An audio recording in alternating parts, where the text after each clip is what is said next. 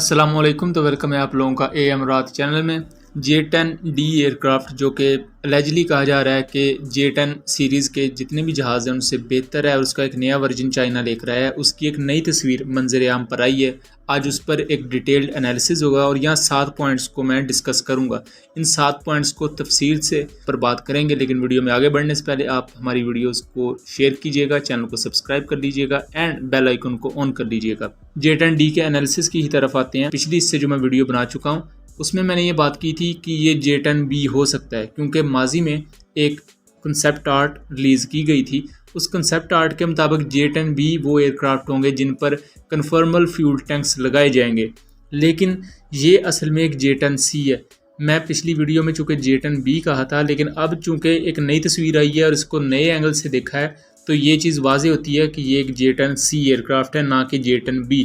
उसकी मैं आपको वजूहात बताता हूँ कि पिछला जो प्रोटोटाइप था वो एक अलहदा जहाज़ था, लेकिन ये जो न्यू जहाज़ इस वक्त उड़ता हुआ दिखाया गया है ये एक नया एयरक्राफ्ट है। इसमें इंजन भी देखा जाए तो और है, पिछले वाले की तरह रशियन AL-31FN इंजन इसमें नहीं लगा हुआ। उसके अलावा जो वर्टिकल स्टेबलाइज़र होता है J-10B के वर्टिकल स्टेबलाइज़र के नीचे वाले पार्ट में एक मिसाइल अप्रोच वार्निंग सिस्टम या रेडार वार्निंग रिसीवर लगा होता है, लेकिन J-10C में ये मिसाइल अप्रोच वार्निंग सिस्टम्स या radar warning receivers vertical tail के ऊपर वाले हिस्से में लगे होते हैं, जैसे JF-17 थंडर ब्लॉक 3 में लगे हुए हैं। तो J-10D के इस प्रोटोटाइप को देखा जाए तो यहाँ वाजे नीचे की तरफ कोई भी सेंसर नहीं लगा हुआ है, जिससे ये बात वाजे होती है कि ये J-10C एयरक्राफ्ट है और J-10C एयरक्राफ्ट पर मुस्तकबिल के J-10D एयरक्राफ्ट की टेक्नोलॉजीज़ को लगाकर देखा जा रहा है। उसके अलावा यहाँ अगर इंजन की बात करें, जो पहले तस्वीर मंजर आम पर आई थी वो जहाज़ एक अलहदा है और ये जो नई तस्वीर आई है इसमें आई बिलीव ये एक और जहाज़ है, मतलब कि एक से ज़्यादा प्रोटोटाइप J-10D एयरक्राफ्ट के बनाए जा चुके हैं एंड उन पर टेस्टिंग जारी है।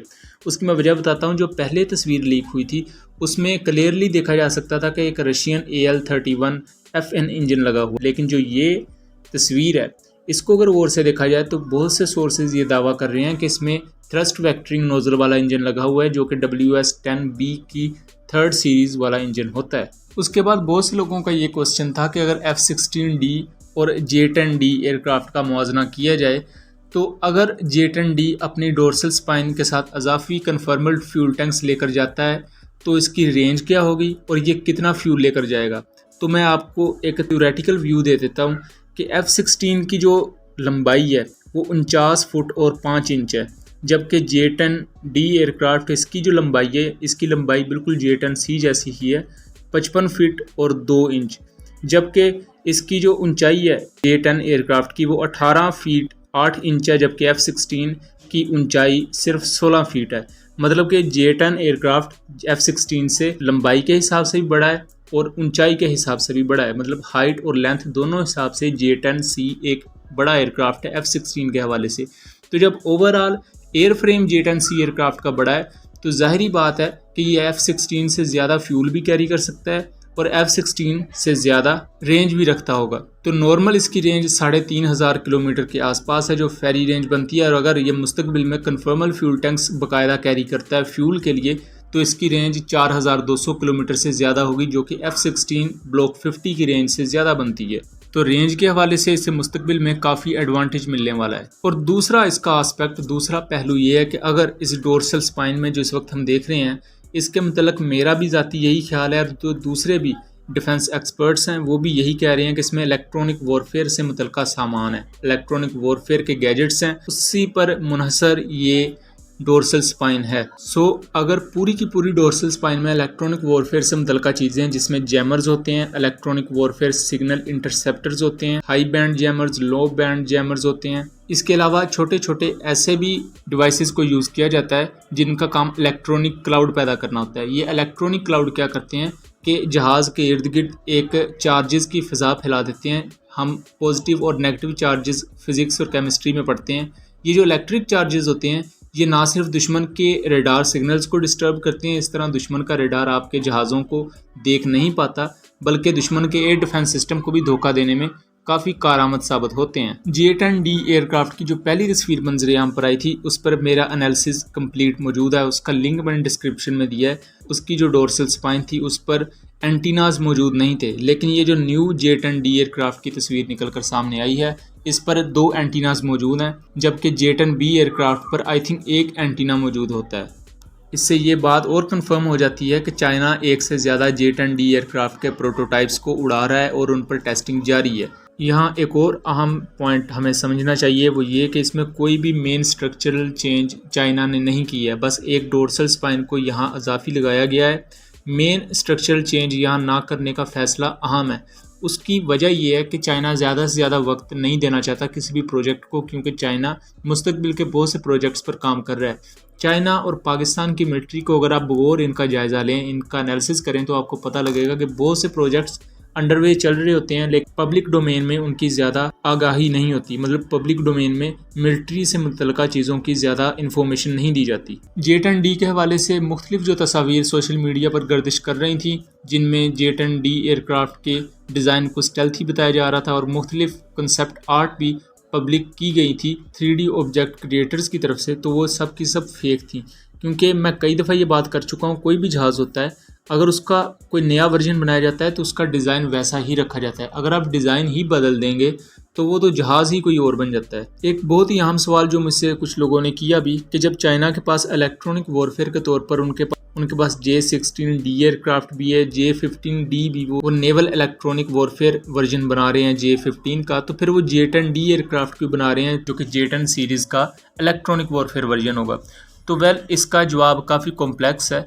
इसका जवाब पेचीदा इस वजह से भी है क्योंकि चाइनीज़ एयरफोर्स की रिक्वायरमेंट पर मुनहसर करता है। चाइनीज़ एयरफोर्स किस तरह मुस्तकबिल की जंगी तैयारियों को देख रही है, किस तरह वो अमेरिका के ख़िलाफ़ अपने आप को पिच कर रहे हैं, उन पर ये तमाम चीज़ें डिपेंडेंट हैं। लेकिन जहाँ तक मैं इस चीज़ को समझाऊँ, चाइना के पास इस वक्त 3 किस्म के फाइटर एयरक्राफ्ट वर्जन वाले इलेक्ट्रॉनिक वॉरफेयर जेट्स हैं, जिनमें J-16D है, J-15D और J-10D जो इस वक्त मंजर-ए-आम पर आया है। अगर हम J-15D को देखें तो ये प्योर नेवल मिशंस के लिए होगा, जिसका काम अमेरिकन नेवी को सरदर्द देना होगा। चूँकि इसे चीन अपने एयरक्राफ्ट करियर्स पर से ऑपरेट करवाएगा, तो ये प्योरली नेवल मिशंस के लिए आ जाएगा और इसमें कोई स्पेशल डिवाइसेस भी होंगी, जिसकी वजह से समुद्री इन्वायरमेंट इस सलाहियत पर ज़्यादा असरअंदाज ना हो। जबकि उसके अलावा अगर हम देखें तो J-16D और J-10C है। J-16D एक ट्विन इंजन एयरक्राफ्ट है, ज़ाहिर बात है ज़्यादा पावरफुल है, ज़्यादा जैमर्स लेकर जा सकता है, उसकी इलेक्ट्रॉनिक वॉरफेयर कैपेबिलिटीज़ J-10D से बेहतर होंगी। लेकिन J-10D एक कम खर्च लेकिन एक मौसर इलेक्ट्रॉनिक वॉरफेयर एयरक्राफ्ट निकल कर सामने आता है। उसकी वजह है कि एक लाइट इलेक्ट्रॉनिक वॉरफेयर अटैक अगर आपने अपने दुश्मनों पर करना है तो उसके लिए J-10D काफ़ी मौसर होगा। उसके अलावा अगर मैदानी इलाकों की बात की जाए तो J-10 छोटा जहाज़ होने की वजह से कम RCS रखता होगा और दुश्मन इलाकों में ज़्यादा डीप पेनिट्रेट कर सकता है और अपनी इलेक्ट्रॉनिक वॉरफेयर की कैपेबिलिटीज़ को इस्तेमाल कर सकता है। लेकिन इसका एक डिसएडवांटेज भी होगा, जैसे कि बहुत ज़्यादा ऊंचाई वाले इलाके हैं जहां पहाड़ हैं, जैसे कि तिब्बत का इलाका है, लद्दाख के कुछ ऐसे एरियाज़ हैं जहां बहुत बड़े अगर पहाड़ हैं तो वहां हवा चूँकि थिन हो जाती है। ऐसी सूरत में जो इंजन्स होते हैं वो ज़्यादा अच्छी तरह कंबस्चन नहीं कर पाते, उनको ज़्यादा अच्छी तरह ऑक्सीजन प्रोवाइड नहीं होती, जिसकी वजह से जो इंजन की पावर है वो रिड्यूस हो जाती है, कम हो जाती है। ऐसे हालात में जब पावर इंजन की कम हो जाती है, थ्रस्ट भी कम हो जाती है, तो ऐसे इलाकों में ट्विन सीट एयरक्राफ्ट एक अच्छा ऑप्शन होते हैं क्योंकि उनके 2 इंजन होते हैं, उनकी थ्रस्ट टू वेट रेशो भी ज़्यादा बेहतर होती है। तो पहाड़ी इलाकों में, बर्फानी इलाकों में जहाँ इस तरह की इन्वायरमेंटल सूरत हाल आपको पेश आए, चीन ऐसे इलाकों में J-16 जैसे जहाज़ों को यूज़ करेगा, J-16D जो इलेक्ट्रॉनिक वॉरफेयर वर्जन है। जबकि J-10D एयरक्राफ्ट सी पोर्ट एरियाज़ में, सहराई इलाकों में और उसके अलावा मैदानी इलाकों में बहुत कारगर होंगे और ऐसे इलाके जहां आपने कम RCS वाले जहाज़ भेजने हैं, क्योंकि J-16, J-15 इनका RCS अच्छा खासा है। इवन दो अगर उन पर कंपोजिट मटेरियल भी लगाया जाए तो कंपोजिट मटेरियल 100% किसी जहाज़ के RCS को ख़त्म नहीं करता।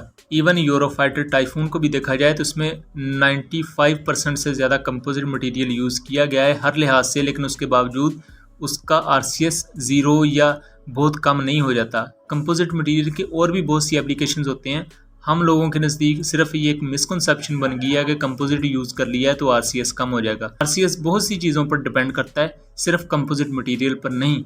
एक आखिरी पॉइंट जो कि पाकिस्तान के लिए बहुत अहमियत का हामिल है कि क्या पाकिस्तान मुस्तकबिल में J-10D एयरक्राफ्ट को लेगा, तो सादा सा मैं इसको सम अप कर देता हूँ। सुपर सुखोई प्रोग्राम इंडिया का डिले हो चुका है इंडियन Su-30M की आएगा। जब सुपर सुखोई प्रोग्राम कंप्लीट होगा तो उसके बाद इंडिया या उसी के दौरान इंडिया अपने 20 से ज़्यादा Su-30 MKI जहाज़ों को स्पेशली इलेक्ट्रॉनिक वॉर के लिए कन्फिगर करने जा रहा है। मतलब सेम जैसे J-16 को चाइना ने इलेक्ट्रॉनिक वॉरफेयर के लिए बनाया था, तो इंडिया भी अपने Su-30 MKIs को इस तरह कन्फिगर करेगा, बहुत थोड़ी तादाद में, लेकिन उनको इलेक्ट्रॉनिक वॉरफेयर के लिए वो तैयार करेंगे 10 या 20 जहाज़ों को। उन पर FA-18 ग्राउलर की तरह हाई बैंड जैमर्स, लो बैंड जैमर्स और दूसरे इलेक्ट्रॉनिक वॉरफेयर इक्विपमेंट लगाए जाएंगे। अगर ऐसा हालात पैदा होते हैं मुस्तकबिल में, तो पाकिस्तान एयरफोर्स 100% या तो J-16D की तरफ जाएगी या J-10D की तरफ।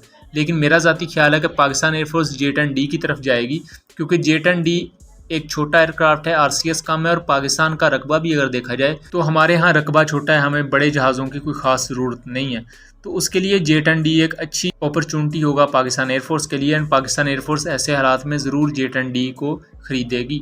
लेकिन अभी कहना कि पाकिस्तान J-10D को ख़रीद ले, ये कबलज़ वक्त होगा, और अभी इसकी कोई लॉजिक भी नहीं बनती, क्योंकि अभी हमारे पास इलेक्ट्रॉनिक वॉरफेयर के तौर पर DK-20 फाल्कन और दूसरे AWACS एयरक्राफ्ट बहुत ही बेहतर काम कर रहे हैं, एंड हम उनकी परफॉर्मेंस को 27 फरवरी के दिन देख भी चुके हैं, जहां उन्होंने इंडिया के top of the line equipment को जैम कर दिया था, जबकि उसके मुकाबले में बुलंदोबांग दावे करने वाली इंडियन एयरफोर्स कुछ भी नहीं कर पाई थी। तो उम्मीद करता हूँ आज का एनालिसिस दिलचस्प रहा होगा। मिलेंगे अगली वीडियो में, तब तक के लिए अल्लाह हाफिज़।